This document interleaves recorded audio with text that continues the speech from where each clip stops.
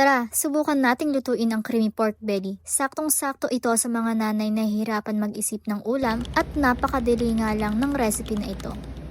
Ayon mga mamshi, kuhain nyo muna ang pangmalakasang kawali nyo at kapag mainit na, tsaka nyo lagyan ng mantika. Ayon mga mamshi, kapag mainit na ang mantika nyo, tsaka nyo ilagay ang inyong pork belly o liempo. So ang ginawa ko, hiniwa ko lang siya ng mga maliliit para umabot ng gabi ang aming ulam, pero nagkamali ako dahil naubos pa din siya ng tanghali pa lang. Ayan mga mamshi girls, halu-haluin nyo muna yung liempo at kapag okay na, takpan nyo muna.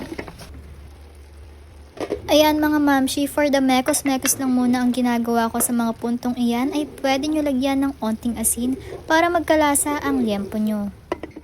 Ayan, tinakpan ko lang muna ulit hanggang sa maging golden brown at once na maging golden brown ay sinet aside ko muna at igigisa ko muna ang bawang at sibuyas. Sa mga puntong iyan mga mamshi ko, hindi ko na talaga mapigilan at napapakagat ako sa mga piniprito ko.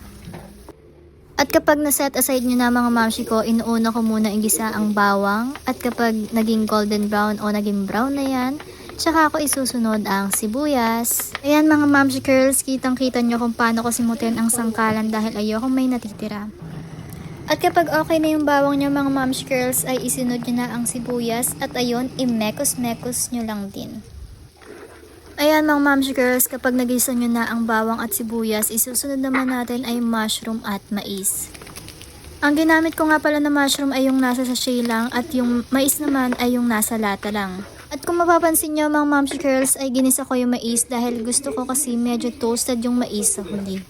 At kapag okay na nga, tsaka ko nilagay ang sinet aside nating liempo at minekos-mekos ko lang din ito. At ayun, kapag okay na nga mga mamshi girls, tsaka natin nilalagay ang Nestle cream, 250 ml yung nilagay ko para madami siyang sabaw later. Minekos-mekos ko lang yan mga mamshi girls, tapos tsaka ko nilagyan ng liquid seasoning, oyster sauce, paminta, at patis.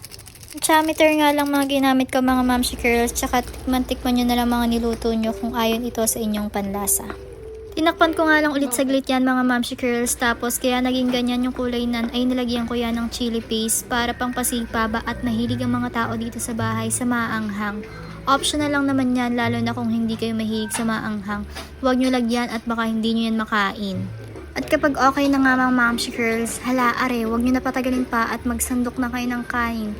I-serve nyo yan sa mga pamilya nyo at huwag na nating patagalin pa at kumain na tayo.